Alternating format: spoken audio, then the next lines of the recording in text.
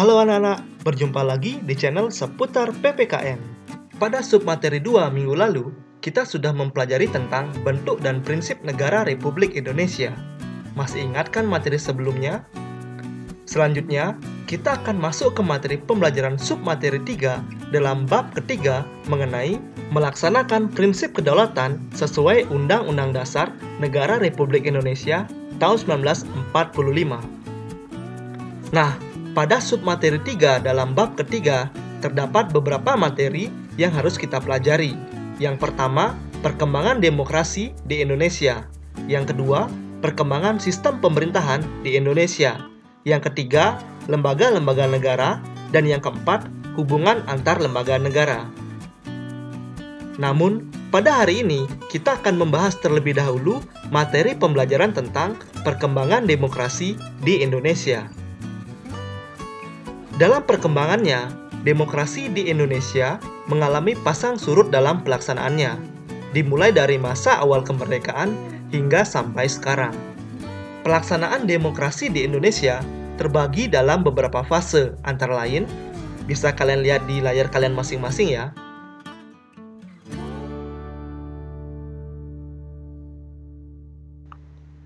Demokrasi parlementer tahun 1945 sampai dengan 1959. Pada periode 1945 sampai dengan 1959, menurut Undang-Undang Dasar 1945, demokrasi yang dijalankan adalah demokrasi Indonesia dengan kabinet presidensial. Namun, dengan keluarnya maklumat pemerintah tanggal 14 November tahun 1945, kemudian membuat demokrasi kita juga berubah menjadi demokrasi parlementer. Begitu juga dalam pemberlakuan UUD RIS tahun 1949. Bentuk negara Indonesia juga berubah dari negara kesatuan menjadi negara federal. Sedangkan, sistem pemerintahan yang dianut Indonesia ialah demokrasi parlementer, di mana pemerintahan dijalankan oleh Perdana Menteri, sedangkan Presiden hanya sebagai lambang negara. Dalam pemberlakuannya, banyak rakyat yang menolak RIS, sehingga tanggal 17 Agustus tahun 1950, Presiden menyatakan kembali kepada bentuk negara kesatuan dengan menggunakan Undang-Undang Dasar Sementara tahun 1950. Pada pemberlakuan Undang-Undang Dasar Sementara tahun 1950, demokrasi parlementer tetap dipertahankan. Namun, pada kenyataannya, demokrasi ini tidak cocok dengan jiwa bangsa Indonesia.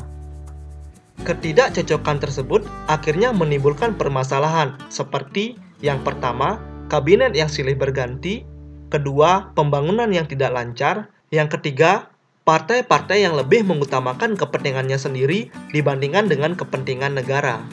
Keadaan negara yang semakin tidak menentu membuat Presiden mengeluarkan dekret Presiden tanggal 5 Juli tahun 1959 yang isinya sebagai berikut.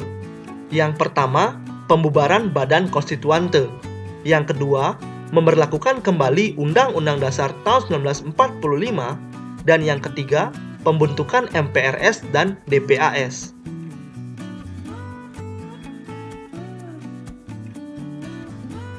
Selanjutnya, kita akan membahas tentang demokrasi terpimpin pada tahun 1959 sampai dengan 1966. Pada periode 1959 sampai dengan 1966, Undang-Undang Dasar 1945 kembali diberlakukan dan demokrasi yang digunakan pada periode ini yaitu demokrasi terpimpin. Meskipun telah diberlakukan kembali berdasarkan dekret Presiden tanggal 5 Juli 1959, namun ternyata Undang-Undang Dasar tahun 1945 tidak dijalankan dengan baik. Demokrasi terpimpin merupakan demokrasi yang berakar pada sila keempat Pancasila. Akan tetapi, Presiden menafsirkan terpimpin sebagai pernyataan bahwa pimpinan terletak di tangan Presiden. Akibatnya, terjadi pemusatan kekuasaan di tangan Presiden, yang akhirnya menimbulkan berbagai penyimpangan terhadap Pancasila dan Undang-Undang Dasar 1945. Adapun penyimpangan terhadap Pancasila dan Undang-Undang Dasar 1945 yaitu sebagai berikut. Yang pertama, Presiden mengangkat MPRS. Yang kedua, Presiden membubarkan DPR. Yang ketiga, pengintegrasian lembaga negara.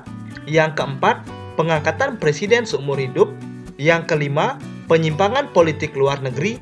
Dan yang terakhir yaitu pembubaran Partai Masyumi dan juga Partai Sosialis.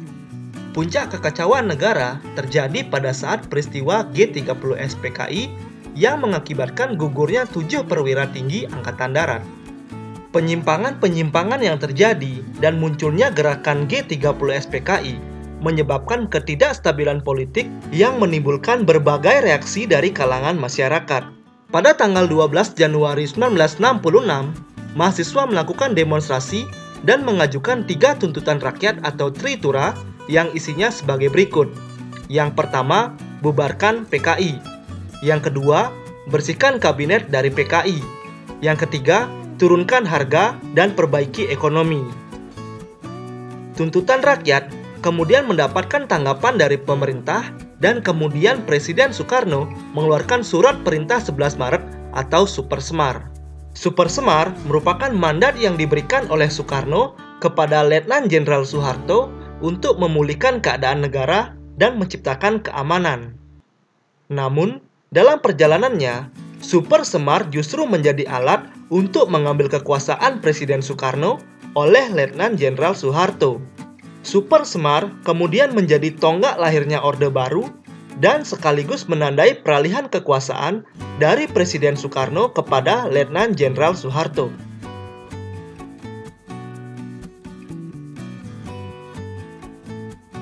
Berakhirnya Orde Lama dan terpilihnya Letnan Jenderal Soeharto menjadi presiden menandai dimulainya pemerintahan Orde Baru di Indonesia. Pemerintahan Orde Baru memiliki visi utama, yakni melaksanakan nilai-nilai Pancasila dan Undang-Undang Dasar 1945 secara murni dan juga konsekuen. Di bawah Presiden Soeharto, pemerintahan Orde Baru menerapkan demokrasi Pancasila yang berpangkal dari kekeluargaan dan juga gotong royong. Demokrasi Pancasila juga berpangkal pada musyawarah mufakat atau pengambilan keputusan berdasarkan kesepakatan bersama. Namun, dalam pelaksanaannya, sebagai akibat tidak dibatasinya masa jabatan presiden, akhirnya terjadi penumpukan kekuasaan. Penumpukan kekuasaan tersebut akhirnya menimbulkan penyalahgunaan kekuasaan seperti yang pertama, tumbuh suburnya KKN atau korupsi, kolusi, dan nepotisme. Yang kedua, kebebasan berbicara dibatasi. Yang ketiga, praktik demokrasi menjadi semu. Yang keempat, lembaga negara hanya sebagai alat kekuasaan. Sebagai akibat dari terjadinya penyimpangan dan penyalahgunaan kekuasaan, akhirnya muncul suatu gerakan reformasi pada tahun 1998. Gerakan reformasi bertujuan untuk menuntut Soeharto agar mundur dari jabatannya sebagai Presiden Republik Indonesia. Akhirnya, pada tanggal 21 Mei 1998, Presiden Soeharto menyatakan mundur sebagai Presiden Republik Indonesia dan digantikan oleh B.J. Habibie. Mundurnya Soeharto sebagai presiden menandai berakhirnya masa pemerintahan Orde Baru di Indonesia.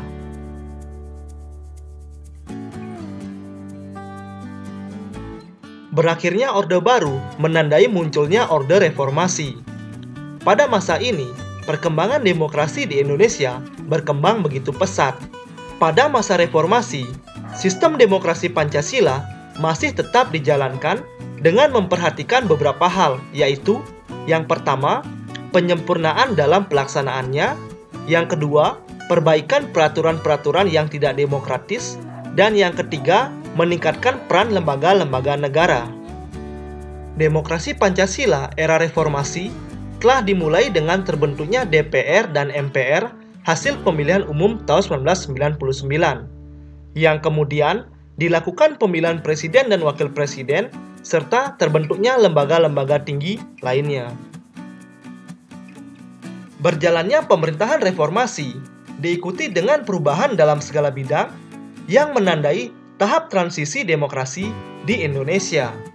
Sukses atau gagalnya suatu transisi pemerintahan demokrasi sangat tergantung oleh beberapa hal, antara lain, yang pertama, komposisi elit politik. Yang kedua, desain institusi politik. Yang ketiga, kultur atau budaya politik. Dan yang keempat yaitu peran civic society.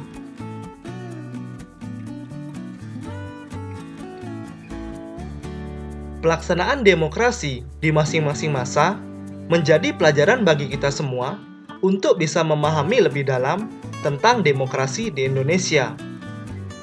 Sebagai generasi muda, sudah sepatutnya kita belajar dari pengalaman sejarah untuk bisa mengembangkan kembali pelaksanaan demokrasi di Indonesia agar menjadi lebih baik daripada sebelumnya.